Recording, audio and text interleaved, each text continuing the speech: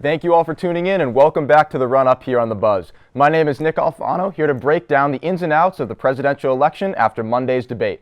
Hillary Clinton and Donald Trump put on a comedy show this past Monday, but now third parties are making the headlines and stealing voters. In last night's town hall with Chris Matthews, Libertarian nominee Gary Johnson could not come up with the name of his favorite foreign leader. Let's roll it!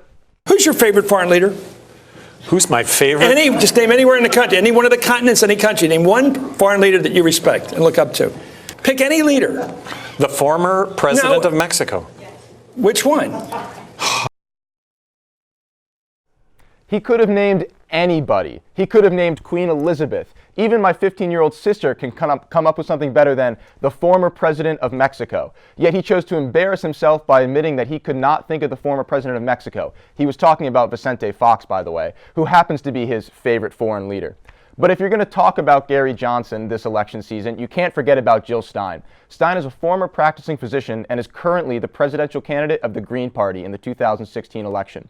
Stein attempted to capitalize on Johnson's brain freeze by tweeting out her three favorite foreign leaders. However, the names she mentioned, Canadian Parliament member Elizabeth May, coordinator of the Brazilian movement of landless workers João Stadil, and Jeremy Corbyn, who leads the Labour Party in the UK, are taking public heed as well. Stein's favorites are not actually the leaders of their respective countries, and while they are leaders in their own right, many see it as Stein not being able to pick a leader either. Aside from these gaffes, polls are showing that Johnson and Stein are taking voters, especially millennials, away from Trump and Clinton's numbers. Because of this, Johnson and Stein are warranting some serious media attention. But regardless of what your political views and interests are, music star Katy Perry has one simple message for every American out there. Let's check it out. I've briefly scanned the Constitution, and nowhere does it say you can't just roll out of bed and come to the polls in whatever state you woke up in. If you're like me, I sleep naked. Yep. Scratch that. Gotta wear clothes. My bad. See you at the polls November 8th. Ah! Perry makes the one point Americans must understand.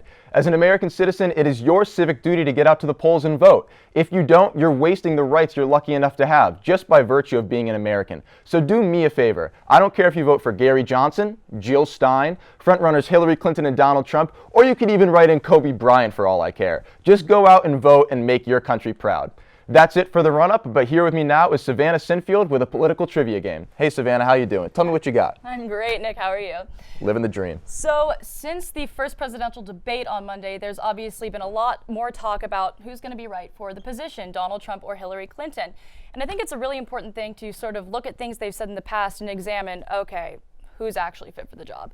So I gathered some quotes and went out and asked students what they thought about the quotes and who they thought said them, Clinton or Trump. So let's check it out. We have a lot of kids who don't know what work means. They think work is a four-letter word. I really want to say Donald Trump.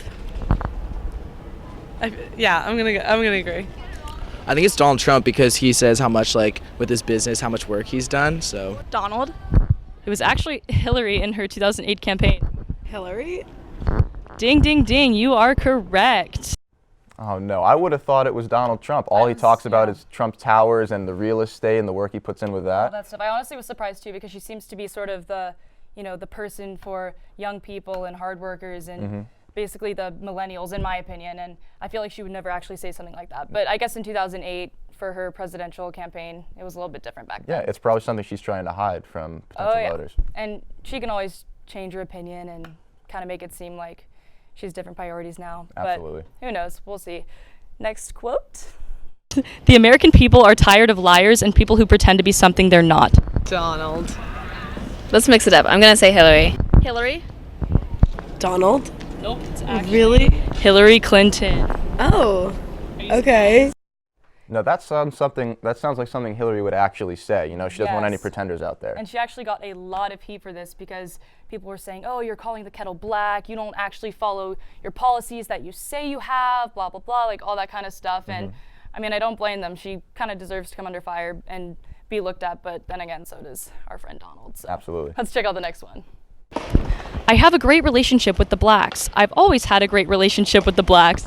I think I remember that one from the debate. I think it's definitely Donald Trump because, wait, no, it's not. It's not because Donald Trump's always really specific to say African Americans, where Hillary Clinton just says blacks, so it's Hillary Clinton. You're absolutely wrong. Donald Donald Trump. Trump. I feel like it's Donald Trump. No, but it's Hillary. It's Donald Trump, right? Can I say both of them said it? Hillary. I'm gonna go with Hillary. Honestly, from the moment you claps read for the quote, Donald. from the Wow. moment you said the quote, I knew it was Donald Trump. Being really racially sensitive as usual. I know, no Honestly, filter. not a big surprise. He's really caused there a wedge to be between him and a lot of African American communities because of comments like this he said. Pretty crazy stuff. Absolutely. Let's check out the last one. I think I've made a lot of sacrifices. I work very, very hard. Hillary, yeah. It's definitely Donald Trump because I remember that one when someone was like, "Oh, Donald Trump like hasn't made any sacrifices compared to like the people out on the streets." I was thinking that it was gonna be him. I keep second guessing myself. Donald Trump. That was an easy answer for you. Why? Because it was a lie.